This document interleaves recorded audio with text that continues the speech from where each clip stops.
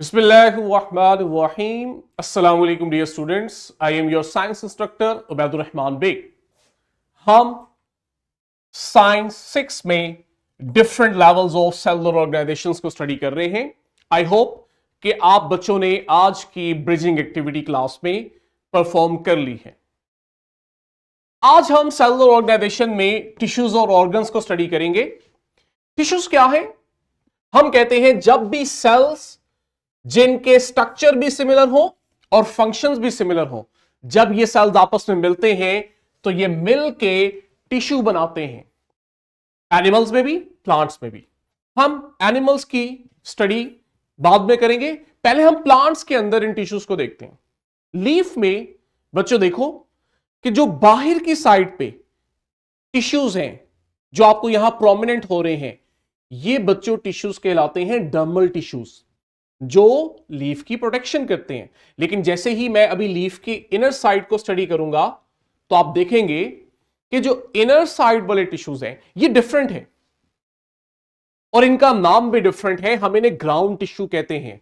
बच्चों ये जो ग्राउंड टिश्यूज है ना, ये देखो इनके अंदर आपको एक ग्रीन स्ट्रक्चर भी छोटा छोटा नजर आ रहा है इन टिश्यूज के सेल्स में। इस स्ट्रक्चर को हम क्या कहते हैं, हम पढ़ेंगे।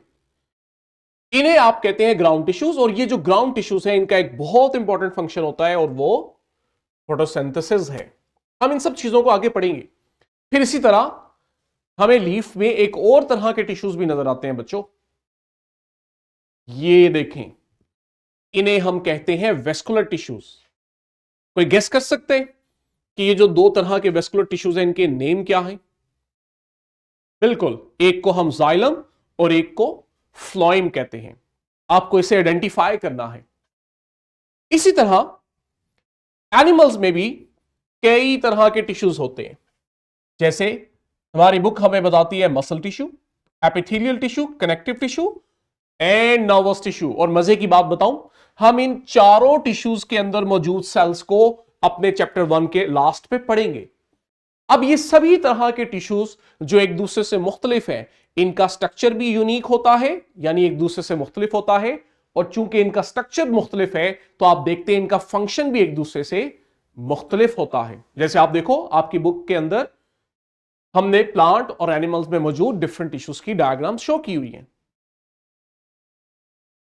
जब बच्चों डिफरेंट टिश्यूज जो रिलेटेड फंक्शन परफॉर्म कर रहे होते हैं, जब ये आपस में मिलते हैं तो हमेशा याद रखना ये मिलके ऑर्गन बनाते हैं। मैंने यहां एक बहुत इंपॉर्टेंट टर्मिनोलॉजी यूज की, रिलेटेड फंक्शन।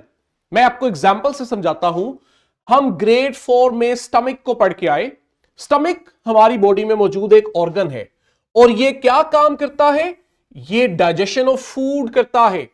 लेकिन अभी हमने कहा कि अगर स्टमक एक ऑर्गन है तो इस ऑर्गन में मल्टीपल टाइप्स के टिश्यूज हैं, लेकिन वो जो डिफरेंट टिश्यूज हैं they all perform a related function.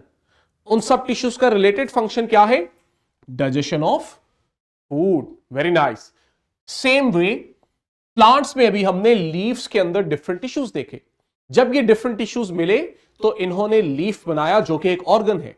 और लीफ जो एक ऑर्गन है, इसका प्राइमरी फंक्शन प्लांट में फोटोसिंथेसिस करवाना होता है और फोटोसिंथेसिस फूड फॉर्मेशन को कहते हैं। तो leaf as a organ photosynthesis तभी कर पाता है बच्चों जब इसके डिफरेंट टिश्यूज मिलके फोटोसिंथेसिस में इसको हेल्प आउट करते हैं।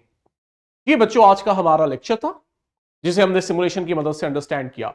अब आप अपनी प्रैक्टिस बुक पे बी लिफ्ट 1.1 बी पे जब आएंगे तो यहां आज के लेक्चर से रिलेटेड फॉर्मेटिव चेक है जिसको आपने क्लास में करना है।